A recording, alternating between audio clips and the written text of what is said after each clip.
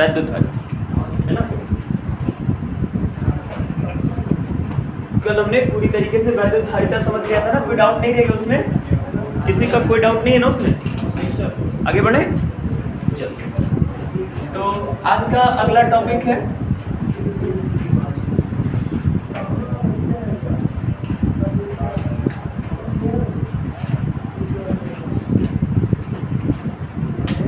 विलगित गोलीय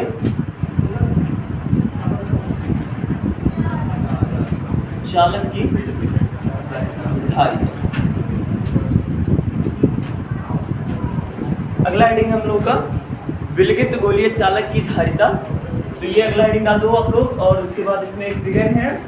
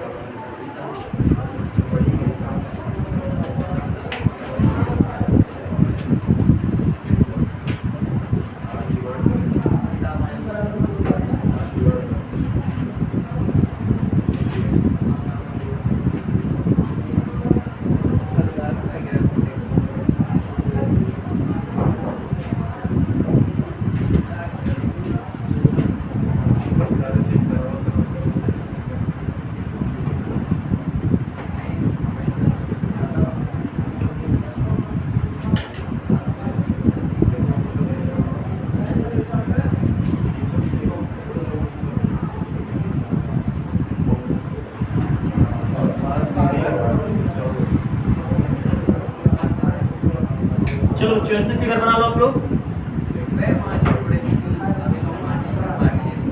शांत रहो।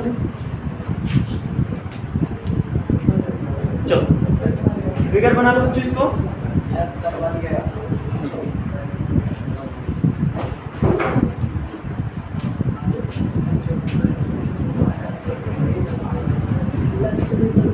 हाँ कहाँ जाना?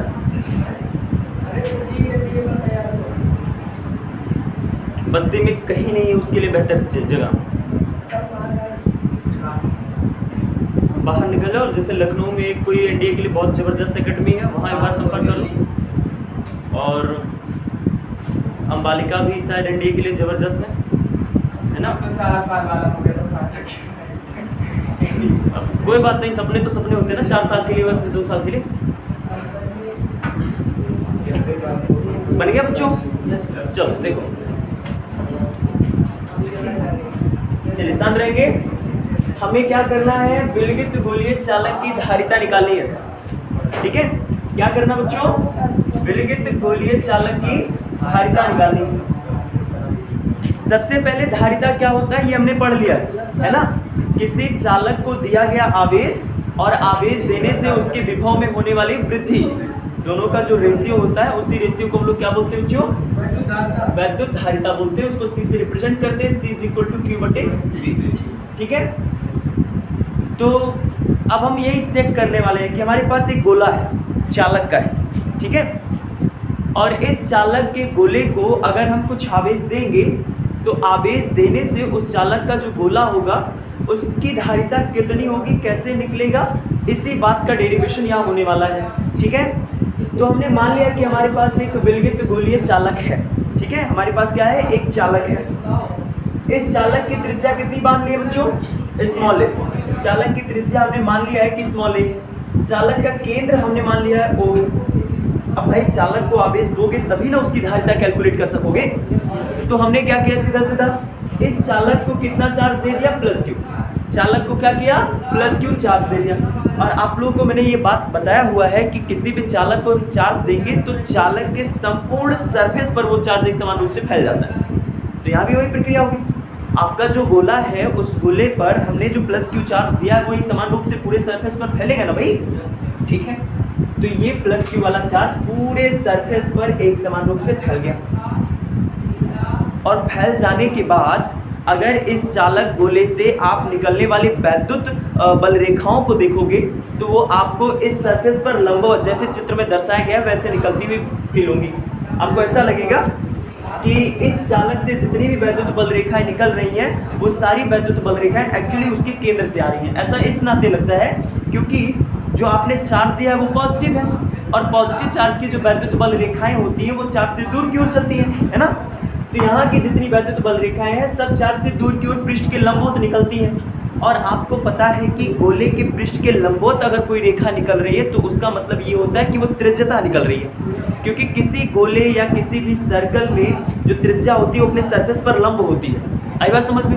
तो इससे ये आइडिया पता चल रहा है, इससे हमको ये आइडिया लग रहा है कि इससे जो भी वैद्युत बल रेखाएं निकल रही हैं ये वैद्युत बल रेखाएं अगर सरफेस पर लंबवत हैं तो भाई आप सारे के सारे चार्ज को कहाँ मान सकते हैं? सेंटर पर मान सकते हैं। कहाँ मान सकते हैं? सेंटर पर मान सकते हैं, केंद्र पर मान सकते हैं। ऐसे वाला कॉन्सेप्ट हम लोग दूसरे चैप्टर में पढ़ चुके हैं, है ना। जो दूसरे चैप्टर में हम लोग आप लोग को एक डेरिवेशन कराया है ना कि वो गोलीय चालक के कारण वैद्युत क्षेत्र की तीव्रता, एक समान आवेशित गोलीय कोष के कारण वैद्युत क्षेत्र की तीव्रता, ये सब कुछ टॉपिक पढ़े हुए हैं ना। वहाँ हम लोगों ने ये बात पाया हुआ था कि अगर सरफेस पर चार्ज एक समान रूप से वितरित है और सरफेस के बाहर कहीं वैद्युत क्षेत्र की तीव्रता का परिकलन करते हैं तो हमारा चालक गोला ऐसे बिहेव करता है जैसे कि उसका सारा चार्ज कहाँ है? उसके केंद्र पर। ऐसा बिहेवियर क्यों माना जाता है? ऐसा बिहेवियर दो रीजन से माना जाता है। पहला रीजन तो ये होता है कि जो वैद्युत क्षेत्र की तीव्रता वास्तव में निकल करके आती है उसका फॉर्मूला क्या निकल करके आता है बाहर वाले के लिए? E बराबर 1/4πε0 K × Q/r²। ये फॉर्मूला निकल करके आता है जो एक पॉइंट चार्ज के कारण है। आई बात समझ में? ठीक है। और ये चार्ज वहाँ पे उस डेरिवेशन में एज अ त्रिज्या लीड करता है। आई बात समझ में? तो वहाँ से हमको ये सेंस पता चलता है, हमको ये आइडिया लगता है कि अगर किसी चालक गोले को हम चार्ज देंगे तो उसका बिहेव ऐसा होता है जैसे कि उसका सारा चार्ज उसके केंद्र पर। आई बात समझ में? यहाँ से जो भी वैद्युत बल रेखाएं निकल रही हैं वो सरफेस के लंबवत निकल रही हैं। अच्छा, मैंने ऐसे ही केस में समविभव पृष्ठ पढ़ाया हुआ है। मैंने बताया था ना कि किसी भी सरफेस पर अगर एक समान रूप से चार्ज वितरित हो जाए और उस चार्ज से निकलने वाली वैद्युत बल रेखाएं पृष्ठ के लंबवत होती हैं तो ऐसी प्रॉपर्टी किसमें मैंने बताया था? समविभव पृष्ठ। इसका मतलब ये जो चालक गोला आपने लिया है कैसा पृष्ठ होगा? समविभव पृष्ठ होगा। कैसा पृष्ठ होगा? समविभव पृष्ठ होगा। हमको इस चालक की धारिता निकालनी है बच्चों। क्या निकालनी है? धारिता निकालनी है ना। तो धारिता निकालने के लिए अगर आपके सामने मैं फॉर्मूले का बेस कहूँ तो यही तो है भाई, C = Q/V। इसके अलावा भी है क्या? नहीं ना, अभी तो आगे है, आगे है। पीछे भी जो स्टार्टिंग बेस हम लोग पढ़ रहे हैं उसमें जो धारिता निकालने के लिए अपने पास फॉर्मूला वो तो यही है ना, मतलब यहीं से चलना पड़ेगा। हमारे पास ये जो फॉर्मूला है C = Q/V, इसी फॉर्मूले से चल करके निकालना पड़ेगा। हमारे पास है क्या? हमारे पास सिर्फ दो चीज़ें, तीन चीज़ें। पहली चीज़ ये है चालक है, चालक को दिया गया आवेश है, चालक की त्रिज्या है। क्या इसके अलावा कोई अदर चीज़ है अभी हमारे पास? नहीं। इस सूत्र के हिसाब से अगर आपको धारिता का परिकलन करना है तो क्या और चाहिए? वोल्टेज चाहिए। वोल्टेज चाहिए ना। इसका मतलब ये है कि हमको इस चालक गोले का वोल्टेज निकालना पड़ेगा। और क्योंकि समविभव पृष्ठ है तो किसी एक बिंदु पर निकाल दें, किसी एक बिंदु का जो विभव होगा वही संपूर्ण बिंदुओं का होगा सरफेस के, क्योंकि समविभव पृष्ठ है ना। तो भाई सरफेस के किसी भी बिंदु पर वैद्युत विभव का परिकलन करने के लिए हम अपने चार्ज को कहाँ मानेंगे? सेंटर पर मानेंगे, केंद्र पर मान लेंगे। आई बात समझ में? अब देखो, अगर आपने इस Q कूलाम के चार्ज को सेंटर पर मान लिया, मतलब आपने ये मान लिया कि हमारा Q कूलाम का चार्ज कहाँ है? वहाँ है। और अगर चार्ज इस बिंदु पर है तो इस बिंदु के कारण सरफेस के किसी बिंदु पर तुमको अगर वैद्युत विभव का परिकलन करना है तो भाई अभी ये सारा चार्ज एक बिंदु की नुमा हो गया कि नहीं हो गया? क्योंकि सेंटर पर मान लिया, और सेंटर एक बिंदु है ना भाई। सारा चार्ज अगर बिंदु पर चला गया मतलब आपका एक बिंदु आवेश बन गया, और एक बिंदु आवेश के कारण किसी बिंदु पर कितना वैद्युत विभव जन्म लेता है इस बात का फॉर्मूला हमने पढ़ा हुआ है। तो भाई उस फॉर्मूले के हिसाब से हमने सारे चार्ज को सेंटर पर माना, और इस सारे चार्ज को सेंटर पर मानने के बाद इस चार्ज के कारण सरफेस के किसी एक बिंदु पर हम वैद्युत विभव निकालने जा रहे हैं। ठीक है, कितना आएगा बच्चों? B = 1/4πε0 K × Q बटे R, यही होता है फॉर्मूला, है ना? ठीक, दिया गया चार्ज पॉजिटिव है तो वोल्टेज कैसा आएगा? पॉजिटिव आएगा, पॉजिटिव वोल्टेज बन गया अपना। ठीक है, ये क्या मिल गया? ये मिल गया इस चालक को दिया गया आवेश के कारण सरफेस के किसी बिंदु पर उत्पन्न विभव। ठीक है, अगर तुम्हारे पास अब विभव है तो धारिता निकालना आसान बात है। कैसे भाई? धारिता की परिभाषा से चलते हैं ना अभी, तो धारिता की परिभाषा से, धारिता की परिभाषा से, तो बच्चों धारिता की परिभाषा क्या होती है? C = Q/V, है ना? अब यहाँ से देखो C = ये Q चालक को दिया गया चार्ज है, Q हो गया, और ये भी चालक के सरफेस के किसी भी बिंदु पर उत्पन्न विभव है, जिसकी वैल्यू कितनी है अपने पास? 1/4πε0K। अच्छा यहाँ याद रखना, ये K हमारे चालक के चारों ओर का जो माध्यम है उसका परावैद्युतांक है। आई बात समझ में? ठीक है, तो कोई माध्यम होगा ना जहाँ चालक अपना रखा है, तो प्रॉपर एक माध्यम तो मान सकते नहीं है ना? मान लिए कोई माध्यम है जिसका परावैद्युतांक कितना है? Capital K। अब इधर इंटू Q बटे R, Q से Q कैंसिल हो गया। हालांकि यहाँ पे हमने त्रिज्या A लिया है ना, तो ये हो जाएगा A। ठीक है, तो C = टोटल, अब इसका मल्टीप्लाई ऊपर हो जाएगा तो ये आ जाएगा 4πε0K × A। आई बात समझ में? ठीक, यानी C बराबर, अच्छा यहाँ एक बात बताओ बच्चों, ये टोटल वैल्यू कांस्टेंट है कि नहीं है? तो हम कह नहीं सकते यहाँ पे C is directly proportional to A। इसका मतलब क्या हुआ बच्चों? इसका मतलब एकदम साफ है, स्पष्ट है कि किसी चालक की धारिता उसकी त्रिज्या के अनुक्रमानुपाती होती है।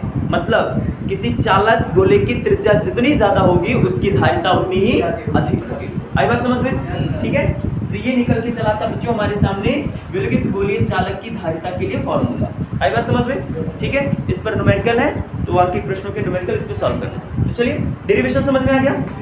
ठीक है, क्या करना है? सीधा सीधा एक चालक गोला लेना है, ले लिए। चालक गोले की त्रिज्या कितनी मान लिए? स्मॉल a मान लिए। चालक गोले का केंद्र कितना है? O है। हमने इस गोले पर आवेश प्लस क्यों दिया? क्योंकि चालक है। और चालक की प्रॉपर्टी में मैंने बताया आप लोगों को कि चालक को अगर हम चार्ज देंगे तो सारा चार्ज कहाँ से वितरित होता है? उसके सरफेस पर एक समान रूप से वितरित हो जाता है। तो यहाँ इनका भी चार्ज एक समान रूप से वितरित हो जाएगा, है ना? तो भाई इनका चार्ज एक समान रूप से वितरित हो गया और इस चालक से जो वैद्युत बल रेखाएं निकल रही हैं वो चालक के पृष्ठ के लंबवत निकल रही हैं। आई बात समझ में? ठीक है, हमको चालक के किसी भी बिंदु पर, उसके सरफेस के किसी भी बिंदु पर विभव निकालना पड़ेगा।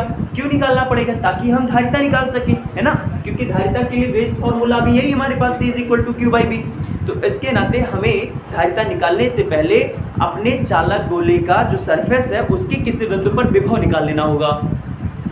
और क्योंकि इस केस में हमारा जो चालक होता है इसका बिहेव ऐसे होता है जैसे कि इसका सारा चार्ज इसके केंद्र पर हो, तो भाई इसका सारा चार्ज हमने इसके केंद्र पर मान लिया। अगर आपने चार्ज को केंद्र पर मान लिया है तो अब उस केंद्र वाले चार्ज के कारण सरफेस के किसी बिंदु पर विभव निकाल दो। तुमने निकाल दिया V = 1/4πε0K × Q बटे R, है ना? तो R के स्थान पे कितना हो जाएगा? यहाँ पे A हो जाएगा, क्योंकि भाई यही जो डिस्टेंस आप लेंगे तो इस डिस्टेंस की वैल्यू हमने कितनी मान रखी है? A मान रखी है। तो R की जगह पे A हो जाएगा। उसके बाद धारिता का फॉर्मूला लगाइए, फिर यहाँ पे V की वैल्यू जो आपने निकाला उठा करके रखिए, तो यहाँ से Q से Q कैंसिल होगा, C = 4πε0 × A आ जाएगा। आई बात समझ में? ठीक, ये इतनी पूरी वैल्यू कांस्टेंट है। अगर हम कांस्टेंट हटाते हैं तो रिलेशन शो होता है, और रिलेशन से हमको ये ज्ञात होता है कि किसी चालक की गोले या चालक की जो धारिता होती है एक्चुअली वो उसकी सीधे त्रिज्या पर डिपेंड करती है। त्रिज्या जितनी कम चालक की धारिता उतनी कम, त्रिज्या जितना ज़्यादा होगा आपकी चालक की धारिता उतनी ही अधिक। बात समझ में आ गई? चलो लिखिए, बोलो। हाँ लिखो। माना किसी विलगित गोलीय चालक की त्रिज्या, माना किसी विलगित गोलीय चालक की त्रिज्या स्मॉल a है, स्मॉल a है, चालक की त्रिज्या स्मॉल a है, तथा चालक का केंद्र कैपिटल O, चालक का केंद्र कैपिटल O है।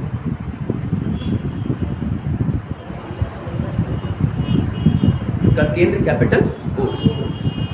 माना, आगे बढ़िए इसमें लिखिए, माना चालक को आवेश प्लस Q दिया जाता है, चालक को आवेश प्लस Q दिया जाता है, चालक को आवेश प्लस Q दिया जाता है, ए दिया जाता है। जो चालक के सरफेस पर जाई है, वीडियो सबके लगे, कोई बेइज्जती तो है लोन के, ओमनाथ जायसवाल के और की करे शिवन चौधरी की, विकास चौधरी तो लिख रहे हैं शांति से। दूर वाले तो नहीं पहचानेंगे, लेकिन नजदीक वाले तो पहचानेंगे ना। हाँ? कोई बात नहीं सर, आप टीचर। चलो क्या लिखे? आवेश प्लस Q दिया जाता है ना। जो चालक के संपूर्ण पृष्ठ पर, संपूर्ण पृष्ठ पर, हाँ सतह भी लिख सकते हैं, संपूर्ण सतह या संपूर्ण पृष्ठ पर एक समान रूप से, एक समान रूप से, एक समान रूप से वितरित हो जाता है, एक समान रूप से वितरित हो जाता है,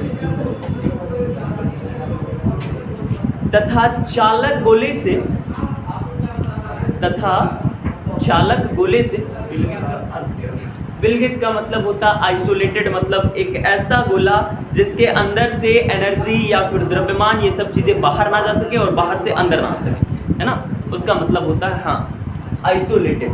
ठीक है, हालांकि वो टेम्परेचर पर बेस्ड है, वो जो आप बता रहे हैं वो टेम्परेचर पर बेस्ड है।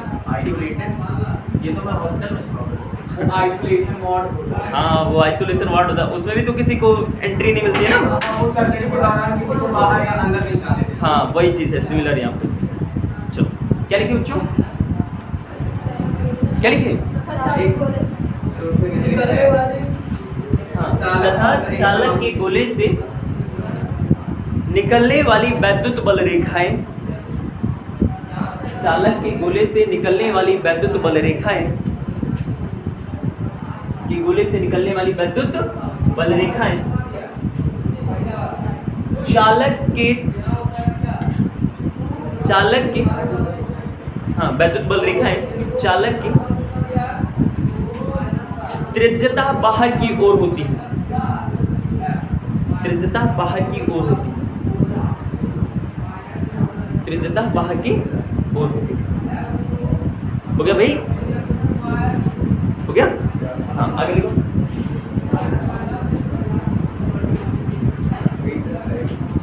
यह गोलीय चालक, यह गोलीय चालक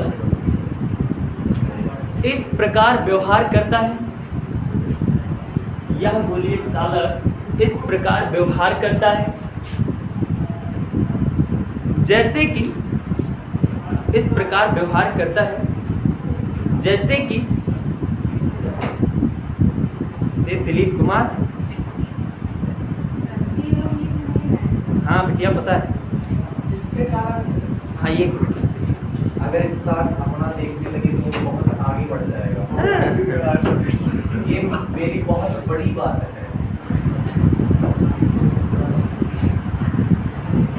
मैं सही बात बोल रहा हूँ। हाँ, खुद पर भी लागू करो ये बात। क्या लिखे? अरे एक बोलो कोई ना, इस प्रकार व्यवहार करता है हाँ, जैसे कि, जैसे कि इसका संपूर्ण आवेश, जैसे कि इसका संपूर्ण आवेश,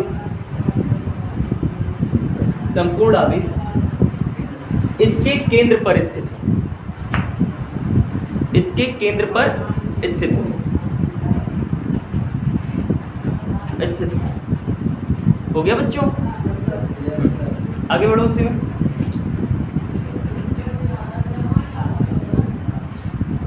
अतः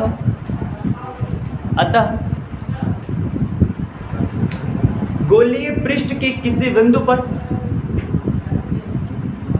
गोलीय पृष्ठ के किसी बिंदु पर उत्पन्न वैद्युत विभव। बच्चों, गोलीय पृष्ठ के किसी बिंदु पर उत्पन्न वैद्युत विभव, इस फॉर्मूले को लिखिए। हाँ, V is equal to 1/4πε0 K into Q बटे A, Q बटे A। ये सेंटेंस लिख चुके सभी लोग? ये लिख चुके? हाँ, उसके नीचे लिखे, उसके नीचे लिखे,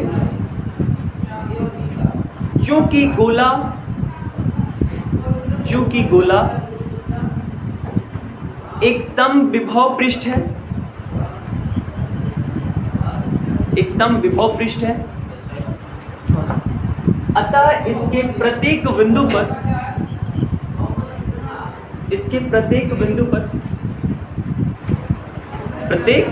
पर वैद्युत विभव का मान एक समान होगा। प्रत्येक बिंदु पर वैद्युत विभव का मान एक समान होगा, एक समान। हो गया? हो गया। तथा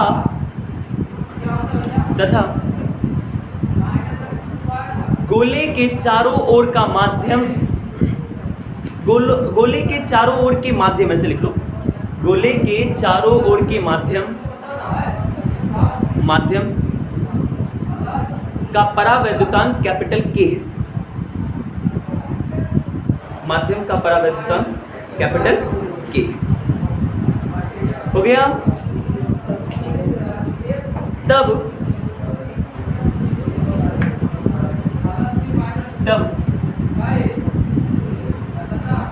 धारिता की परिभाषा से बच्चों, अब वहां से लेकर के यहां तक नोट करिए।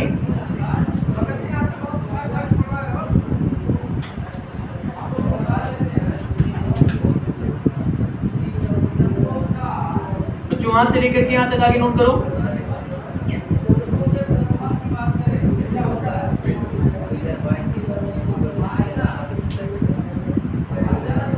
हो गया सर।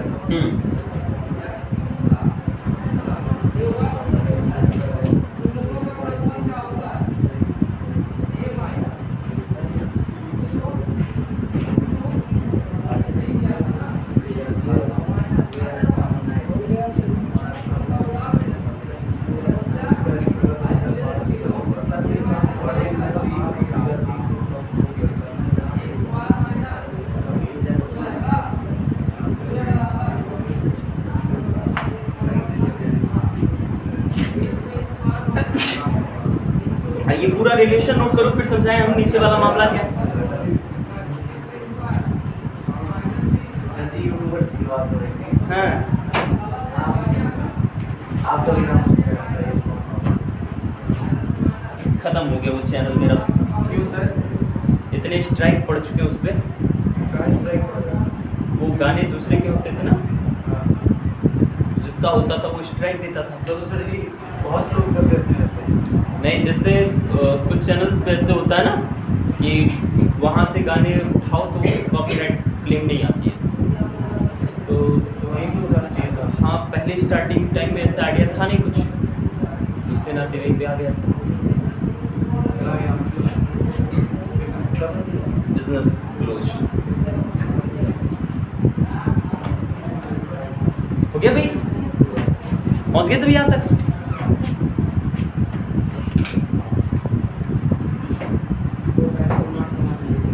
हाँ, उसकी वैल्यू आप ध्यान रखेंगे। हाँ, लेकिन ध्यान रखना ना, हम लोग को याद क्या रहता है, 1/4πε0 की वैल्यू।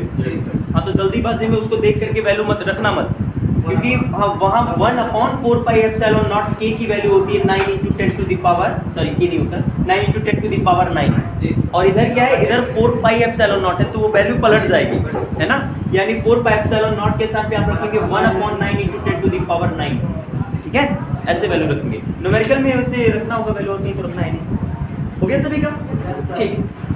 तो भाई अपना ये चालक गोला है जिसकी त्रिज्या हमने स्मॉल a मान लिया और इसका केंद्र O है, इसकी सरफेस पर हमने चार्ज दिया +Q, और ये चार्ज पूरी सरफेस पर एक समान रूप से फैला। चार्ज से जो वैद्युत बल रेखाएं निकल रही हैं वो पृष्ठ के लंबवत बाहर की ओर निकल रही हैं। इसी बात को सेंटेंस में मैंने आपसे कहा है कि त्रिज्यता बाहर की ओर निकल रही है। आई बात समझ में? ठीक। अच्छा, त्रिज्यता बाहर निकलने का केस, सारा इसका कॉन्सेप्ट मैंने दूसरे चैप्टर में पढ़ा दिया था। अब देखो तो भाई, अब इस गोले से अगर हमको निकालना है कि इसकी धारिता कितनी है, तो सबसे पहले गोले पर जितना विभव है वो निकालना पड़ेगा। और क्योंकि गोले पर आवेश जो फैला हुआ वो एक समान रूप से फैला हुआ है और गोले से निकलने वाली वैद्युत बल रेखाएं गोले के सरफेस के लंबवत बाहर की ओर है, इन सब मामलों से ये बात स्पष्ट होता है कि हमारा गोला एक समविभव पृष्ठ होगा। और क्योंकि भाई समविभव पृष्ठ की विशेषताओं में मैंने यही बात बताई है ना, तो ये अपना एक समविभव पृष्ठ होगा। तो समविभव पृष्ठ अगर ये है तो पहले सबसे पहला काम क्या करेंगे, इसके किसी एक बिंदु पर वैद्युत विभव निकाल देंगे। वैद्युत विभव निकालने के लिए हमने देखा कि हमारा ये जो गोला है ये ऐसे बिहेव कर रहा है जैसे इसको हमने जो भी चार्ज दिया था ये कहाँ है, उसके सेंटर पर, उसके केंद्र पर है। ठीक है, तो केंद्र पर हमने चार्ज को माना और केंद्र पर मानने के बाद हमने क्या किया, सरफेस के किसी बिंदु पर वैद्युत विभव निकाल दिया इस सूत्र की सहायता से। ठीक है, यहाँ पे ये K क्या है बच्चों, K इस चालक के चारों ओर का माध्यम है। ठीक है, उसी का परावैद्युतांक है। अच्छा, एक चीज और रखना, देखना ध्यान से, ये डेरिवेशन के टाइम में ना एक विशेष बात है कि इस चालक के सामने कोई दूसरा चालक नहीं रहना चाहिए। ठीक है, ये चालक गोला जहां भी अवेलेबल है ना उसके साथ कोई अदर गोला नहीं चाहिए, कोई दूसरा चालक चाहिए नहीं। ऐसा क्यों? ऐसा इस नाते क्योंकि अगर इस आवेशित गोलीय चालक के सामने कोई दूसरा चालक आ जाएगा ना तो प्रेरण वाला फिनोमिना चल जाएगा। आई बात समझ में? ठीक है, जो कैपेसिटर में अभी मैं आगे पढ़ाऊंगा तो वो फिर प्रेरण वाला फिनोमिना ना हो, इसके नाते हम क्या करते हैं कि इस चालक के सामने या आसपास कोई दूसरा चालक रखते नहीं है। ठीक है, तो भाई इस चालक के प्रत्येक बिंदु का विभव कितना मिल गया, V = 1/4πε0 K×Q/A है ना, जहाँ A इसकी त्रिज्या थी। अरे भाई सरफेस पर निकाल रहे हो तो केंद्र से सरफेस के बीच की तो दूरी लेंगे जो कि त्रिज्या होगी। ठीक है, उसके बाद धारिता निकालने के लिए धारिता की परिभाषा से चले आएंगे, तो C = Q/V, V की वैल्यू रखेंगे, सॉल्व करने के बाद C = 4πε0 K×A। आई बात समझ में? ये मिल गया आपको इस चालक की धारिता के लिए फॉर्मूला। अगर हमारा गोलीय चालक निर्वात या वायु में अवेलेबल हो, मतलब इसके चारों ओर का माध्यम कौन सा हो, या तो निर्वात हो या तो वायु, तो K की वैल्यू कितनी बताई गई बच्चों, 1 बताई गई है। अभी K की वैल्यू अगर इधर 1 रखेंगे तो C = 4πε0 × A बनेगा कि नहीं बनेगा? और ये टोटल कांस्टेंट है ना, अगर वो टोटल कांस्टेंट है तो हम कह सकते हैं C is directly proportional to A। आई बात समझ में? मतलब धारिता ज्यादा चाहिए तो उसके लिए क्या करना पड़ेगा, त्रिज्या ज्यादा करना पड़ेगा। बात समझ में आ गई? हाँ जैसे +Q मतलब है, हाँ वो अपना खुद का वैल्यू क्षेत्र होता है। हाँ, तो मतलब ये माइनस नहीं लिख सकते, ये इसको बिल्कुल दे सकते हो आप -4, तो मतलब वो भी बनेगा। बिल्कुल बिल्कुल दूसरे का ही लेगा, लेकिन उसके पास भी तो वैद्युत क्षेत्र ही है ना, तो वो भी ऐसा ही काम करेगा। ठीक है, बस वहाँ ये बात हो जाएगी कि अगर तुमने यहाँ -4 दिया है तो जो वैद्युत बल रेखा सरफेस पर लंबवत बाहर की ओर निकल रही थी वो अंदर की ओर आने लगेगी। आई बात समझ में? लेकिन वो भी लंबवत ही आएगी। ठीक है, अब बाबू हाँ, सारा चार्ज केंद्र पर ही रहता है। ठीक है, क्योंकि केंद्र के अलावा चार्ज कहीं और हुआ तो वो सरफेस पर लंबवत नहीं जाएगा। ठीक है, उससे जो निकलने वाली वैद्युत बल रेखाएं होंगी वो लंबवत ना जाकर के आड़ी टेढ़ी चली जाएंगी।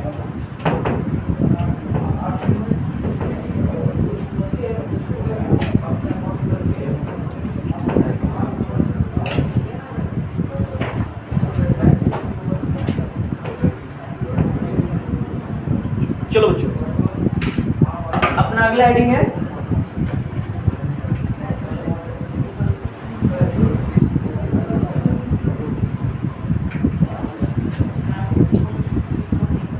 आवेशित चालक की वैद्युत स्थितिज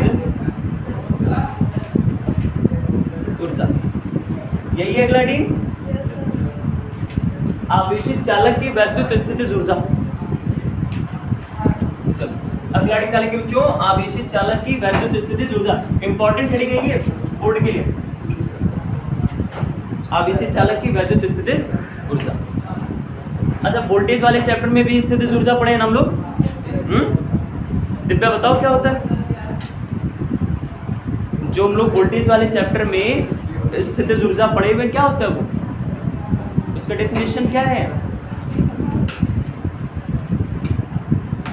बताओ। पिंकी, पिंकी नाम है, रेखा, सुरेखा, क्या नाम है, रेखा, बताओ, नहीं याद है? हाँ? बताओ पिंकी। हाँ पढ़ ले, पढ़ ले।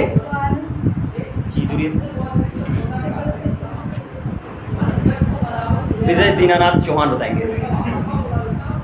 दो या दो से अधिक आवेशों को मतलब हाँ हाँ, नहीं देखो मत।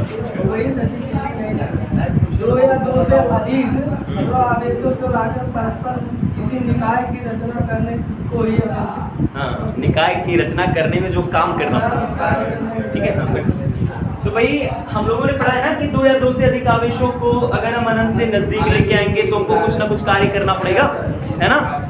तो जो कार्य करना पड़ेगा वही कार्य क्या बनता है, वैद्युत स्थितिज ऊर्जा बनता है, ठीक है। अब चलो हम आवेशित चालक की वैद्युत स्थितिज ऊर्जा निकालने वाले हैं, ठीक है। ध्यान से समझना। जैसे भाई दबे हमारे पास मान लेते कि एक चालक है, क्या बच्चों, चालक है। कोई भी चालक हो सकता है, एल्यूमिनियम का तार हो सकता है, कॉपर का वायर हो सकता है ना, सोने का वायर हो सकता है, लोहे का आयरन वायर हो सकता है, कुछ भी हो सकता है अपने पास। हाँ, सोना भी तो एक मेटल है, तो चालक तो भी है। तो भाई ये हो गया अपने पास, सोने का तार बना देंगे ना। तो इतने सत्यार लोग बैठे अपने भारत में, बस खोजने चले जाएंगे कहाँ है वो। देखो तो ये भाई अपने पास एक चालक है। स्टार्टिंग दौर में अपना ये चालक पूरी तरीके से निरावेशित है। कैसा है, निरावेशित, मतलब इस पर चार्ज कितना बच्चों, Q बराबर 0। अगर इस चालक पर चार्ज 0 है तो चालक के सिराओं का वोल्टेज कितना होगा, 0। तो चालक के सिराओं का वोल्टेज कितना बच्चों, 0, है ना। निरावेशित है तो इसका सामान्य मतलब यही है। अब अगर इसको हम चार्ज देंगे ना, इस पर हम चार्ज बाहर से एक्स्ट्रा देंगे तो भाई इसका चार्ज, पहले तो जान लो, चार्ज कभी भी एकाएक कोई गेन नहीं कर सकता, है ना। वो चार्ज को छोटे छोटे टुकड़ों में विभाजित करके हम देंगे और वो वही छोटे छोटे टुकड़ों में चार्ज को गेन करेगा। अब देखो हम क्या कर रहे हैं, इस चालक को छोटे छोटे टुकड़ों में चार्ज दे रहे हैं। जैसे अगर टोटल कितना चार्ज देना है, Q कूलाम का, टोटल कितना चार्ज देना है, प्लस Q कूलाम का देना है।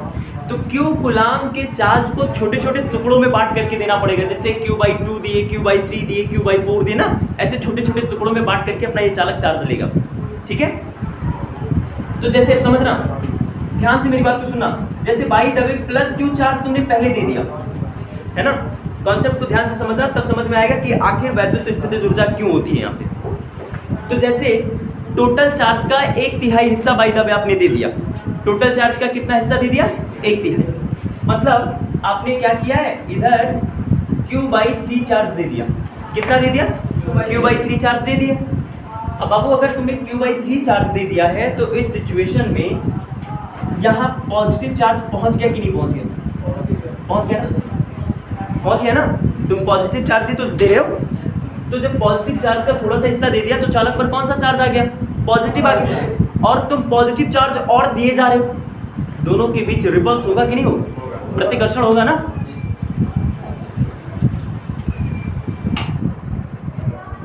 अगर दोनों के बीच प्रतिकर्षण हो रहा है तो भाई यहां से वहां तक पहुंचाने में कार्य नहीं करना पड़ेगा, एनर्जी नहीं लगानी पड़ेगी, लगानी पड़ेगी क्योंकि रिपल्स हो रहे हैं।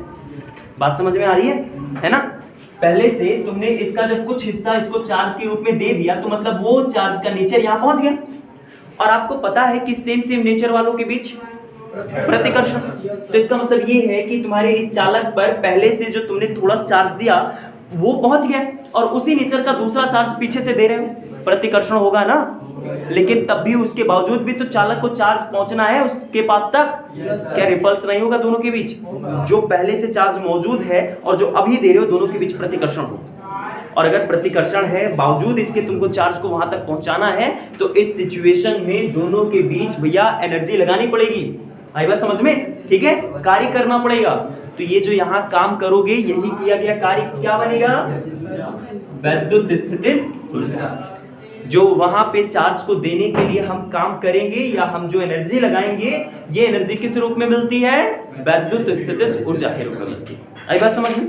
अब इसका डेफिनेशन कैसे देंगे? इसमें हम उसमें अंतर क्या? किसमें बाबू? वो जो पहले लिखा हम पहले वाले केस में कोई चालक नहीं होता, वहां पे बस हम कुछ चार्ज लेते हैं जो कि एक दूसरे के वैद्युत क्षेत्र से काफी डिस्टेंस पर होते हैं, मतलब एक दूसरे से कोई फोर्स नहीं लगा रहे होते हैं। अब उसको अनंत से उठा करके नजदीक लेके अगर आएंगे तो उनके बीच कूलॉम के नियम के हिसाब से बल लगने लगता है, मतलब वो एक सिस्टम बन जाते हैं, एक निकाय बन जाते हैं। और निकाय बनाने में आपने जो एनर्जी वेस्ट किया, जो कार्य किया, वो वैद्युत स्थितिज ऊर्जा है। इसमें भी कार्य करना पड़ता है। हाँ, इसमें भी कार्य करना पड़ रहा है। ठीक है, वहां कई चार्ज को अलग अलग जगहों से उठा करके एक सिस्टम में डालना पड़ता है। यहाँ पे हम क्या कर रहे हैं? टोटल चार्ज को छोटे छोटे टुकड़ों में लेकर के किसी चालक को दे रहे हैं, उसको चार्ज कर रहे हैं। ठीक है, तो किसी चालक को आवेशित करने में जो कार्य करना पड़ता है वो उस चालक में किस रूप में मिलता है? वैद्युत स्थितिज ऊर्जा के रूप में मिलता है। समझ में आ गया? चलो डेफिनेशन लिखो। डेफिनेशन लिखो, बोलो। देखो उस कमरे में पंखा चल रहा है? नहीं चल रहा? तो हम लोगों का चले। देखो, किसी चालक को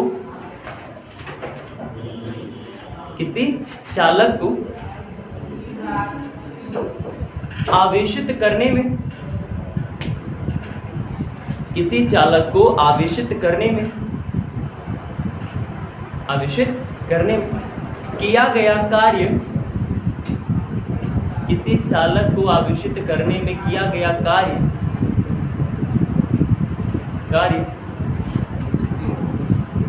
उस चालक की वैद्युत स्थितिज ऊर्जा कहलाता है। उस चालक की वैद्युत स्थितिज ऊर्जा कहलाता है।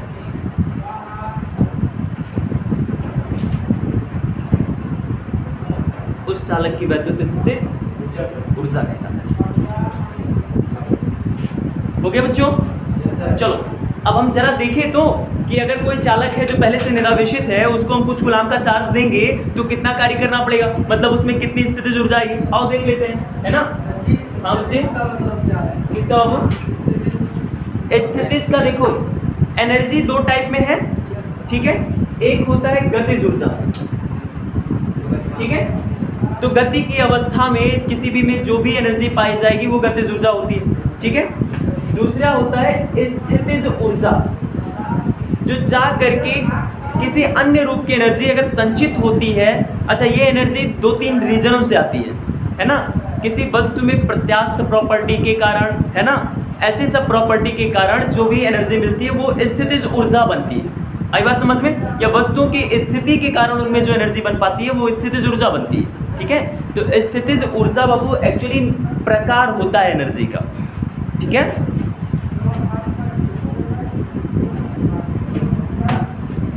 चलिए तो देखिए, अभी ध्यान से समझो।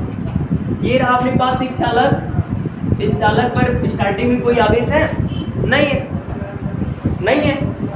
तो भाई इसका वोल्टेज कितना होगा? 0 वोल्ट, है ना? इसको हम चार्ज दे रहे हैं कितने कूलॉम का? Q कूलॉम का। तो पहले थोड़ा सा जब हम चार्ज दे देंगे, थोड़ा सा चार्ज इसको जब हम दे देंगे तो उसका कुछ ना कुछ वोल्टेज बढ़ जाएगा ना, है ना? वोल्टेज बढ़ेगा। तो भाई जब इसका वोल्टेज बढ़ रहा है तो इस सिचुएशन में आप देखो टोटल चार्ज देने में कितना वोल्टेज काम किया होगा। तो एक बात समझो लगा कि जो प्रारंभिक इसका वोल्टेज है और जो इसका अंतिम वोल्टेज होगा, है ना, इसका जो चालक का प्रारंभिक वोल्टेज है और इसका जो अंतिम वोल्टेज होगा, दोनों का औसत निकाल दो, एवरेज निकाल दो। आपने इस चालक को जो भी चार्ज दिया है ये चार्ज उसी औसत वोल्टेज पर मिलेगा इसको। आई बात समझ में? ठीक है, ऐसा थोड़ी है भाई कि टोटल वोल्टेज पर इसको टोटल चार्ज मिल रहा है। दिक्कत क्या आ रही है? दिक्कत ये आ रही है कि अपने इस चालक को हम जिस रेशियो में आवेश दे रहे हैं उसी रेशियो में वोल्टेज बढ़ रहा है। तो ऐसे हम कैसे कह सकते हैं भाई कि टोटल चार्ज V वोल्टेज पर दिया गया? तो V वोल्टेज तो जब टोटल चार्ज दे दिए तब हुआ ना, जब आपने इस चालक को पूरा Q कूलाम का आवेश दे दिया तब इसका वोल्टेज कितना हुआ? V। तो भाई टोटल चार्ज देने के बाद इसका वोल्टेज V हुआ है, देते समय इसका वोल्टेज कितना है? तो भाई देते समय इसका वोल्टेज निकाल लो। कैसे निकालोगे? अंतिम वोल्टेज प्रारंभिक वोल्टेज लेकर के रेशियो निकाल दो, ठीक है, जिसको आप लोग कहेंगे कि इसका औसत विभव है। तो सबसे पहले हम क्या करेंगे? इस चालक का औसत विभव निकालेंगे। क्या निकालेंगे बच्चों? औसत विभव निकालेंगे। तो औसत विभव को V डैश से लिख दूं, V डैश बराबर प्रारंभिक विभव प्लस अंतिम विभव बटे 2। तो V डैश बराबर V बटे 2। ये मिल गया औसत विभव। याद रखना है तुम्हारे Q कूलाम का टोटल चार्ज इसी वोल्टेज पर दिया जाएगा, ठीक है, और जब पूरा चार्ज दे दोगे तब उसका वोल्टेज भी हो जाएगा, ठीक है। चलो देखो, अब भाई देखो ये हो गया टोटल वोल्टेज। चार्ज को देने में किया गया कार्य ही तो स्थितिज ऊर्जा बनती है। तो निकाल देते हैं चार्ज को दिया गया कार्य। किया गया कार्य बराबर वोल्टेज के टर्म में क्या बताएं? कार्य बराबर क्या चीज? हाँ अच्छा, V इंटू क्यू, W बराबर V इंटू क्यू। तो भाई यहाँ पे V डैश, क्योंकि टोटल कूलाम का चार्ज इसी वोल्टेज पर तो दे पा रहे हैं, है ना। तो W बराबर V डैश की वैल्यू कितनी हो जाएगी? V बटे 2 इंटू क्यू, या W बराबर V क्यू बटे 2। ये हो गया किया गया कार्य, ठीक। अब जब तनी देखो बच्चों, यही किया गया कार्य क्या बन जाता है? स्थितिज ऊर्जा बन जाती है। यही किया गया कार्य क्या बन जाएगा? स्थितिज ऊर्जा बन जाएगी। तनी हम इसकी धारिता पर भी बात कर लेते हैं भाई। अगर इस चालक की धारिता C है तो C बराबर Q बटे होगा ना। यहाँ से अगर हम बाबू Q की वैल्यू निकाल दें तो V की वैल्यू निकाल दें तो V बराबर क्या आ जाएगा? Q बटे C आ जाएगा ना। यहाँ वैल्यू पुट कर दोगे तो W बराबर ये हो जाएगा V की जगह पे Q बटे C गुणे Q बटे 2 हो जाएगा ना भाई, ठीक। अरे इस V के स्थान पे वो वैल्यू रखोगे तो यही तो बनेगा, ठीक है। और W बराबर हो जाएगा Q स्क्वायर बटे 2C हो जाएगा। एक स्थितिज ऊर्जा का फॉर्मूला ये है जो एक आध जगह न्यूमेरिकल में काम आता है, ठीक है, पर मूल रूप से हमको जो फॉर्मूला मिलना है वो ये नहीं है। चलो अब तनी यहाँ से Q निकाल दो तो, या यहाँ से Q बराबर कितना हो जाएगा बच्चों? CV हो जाएगा। Q बराबर CV हो जाएगा ना। इस फॉर्मूले में तनी रखो तो W बराबर V इंटू क्यू की जगह पे CV बटे 2, W बराबर हाफ CV का स्क्वायर। यही किया गया कार्य हमारे चालक में क्या बनता है? स्थितिज ऊर्जा बनता है बच्चों। क्या बनता है? स्थितिज ऊर्जा। उसको U से लिखते हैं तो U बराबर हाफ CV स्क्वायर। एक फॉर्मूला ये है, या इसको U बराबर हाफ Q स्क्वायर बटे C। एक फॉर्मूला ये, ठीक है। पर मुख्य फॉर्मूला अपना कौन सा है? ये स्थितिज ऊर्जा का मेन फॉर्मूला अपना यही, ठीक है। बात समझ में आ गई? चलो लैंग्वेज लिख। हाँ कहाँ पे?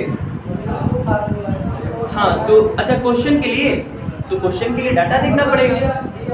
हाँ, जैसे अगर न्यूमेरिकल में हमको कह रहा है ना कि स्थितिज ऊर्जा निकालो, तो वो चार्ज देगा और धारिता देगा। अगर चार्ज धारिता दिया है तो V लगाइए, आप इसको लगाइए, अदरवाइज अगर वोल्टेज और धारिता दिया है, ठीक है। और ये और वो एक दूसरे से भिन्न नहीं है। बस अगर यहाँ C की वैल्यू रख दोगे तो फिर से वही फॉर्मूला पा जाओगे, ठीक है। बातें एक ही है, अलग नहीं है। चलो लिखो लिखो।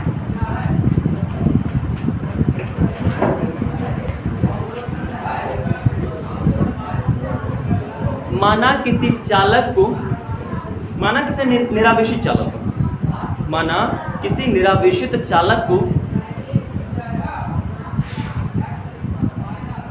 किसी निरावेशित चालक को आवेश प्लस Q दिया जाता है। निरावेशित चालक को आवेश प्लस Q दिया जाता है। माना किसी निरावेशित चालक को आवेश प्लस Q दिया जाता है, प्लस Q दिया जाता है।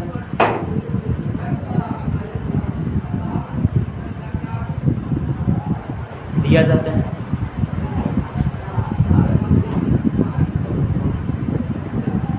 संपूर्ण आवेश देने के पश्चात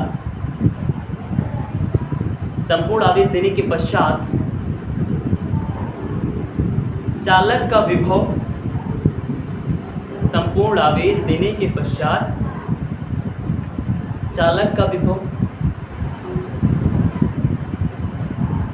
कैपिटल V हो जाता है, कैपिटल V हो जाता है। तब चालक का औसत विभव,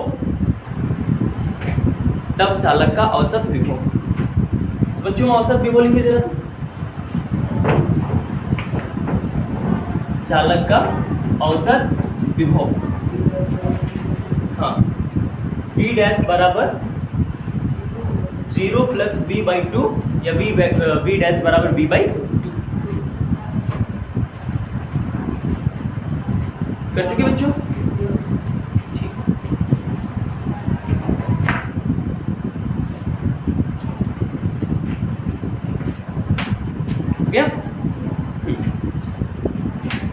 यहाँ नीचे लिखेंगे इसके, अतः चालक को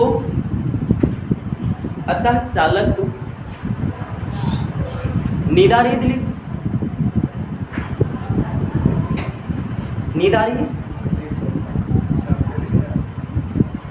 अतः चालक को आवेशित करने में किया गया कार्य, अतः चालक को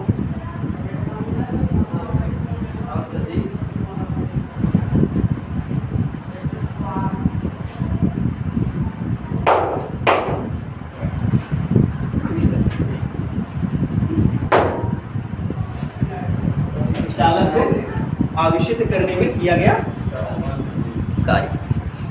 उसके बाद ये W बराबर V डैश इंटू Q, या V डैश की वैल्यू इधर लिखेंगे बच्चों।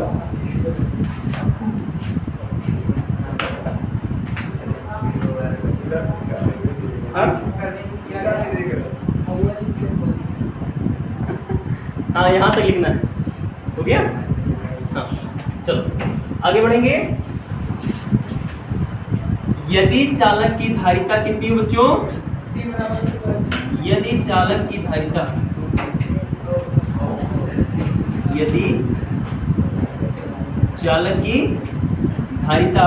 C हो, तब C बराबर Q बटे V या Q बराबर CV, तब यहाँ से अगर हम वैल्यू Q की रखेंगे तो ये हो जाएगा V/2 इंटू Q की वैल्यू बच्चों CV, या मल्टीप्लाई किया जाएगा तो ये बन जाएगा हाफ CV का स्क्वायर। यही किया गया कार्य अपने चालक की स्थितिज ऊर्जा बनता है, तो स्थितिज ऊर्जा U बराबर हाफ CV स्क्वायर।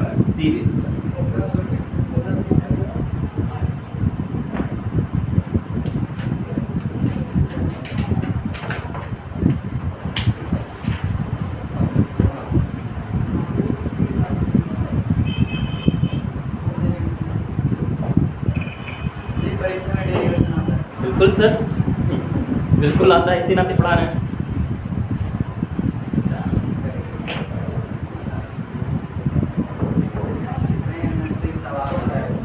नहीं ये भी पूछ लेते हैं। यहाँ पहुंचना तो बताना, डिब्बे के नीचे पहुंच गए। यहाँ लिखना यही कार्य, यहाँ डब्बे के ऊपर लिखना यही कार्य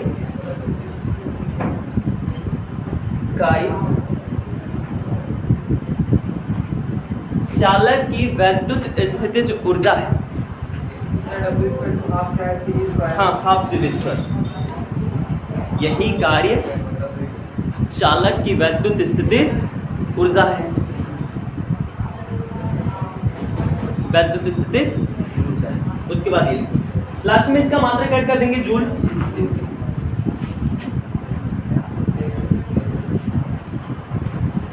ठीक है, चलिए बाकी पढ़ते हैं कल।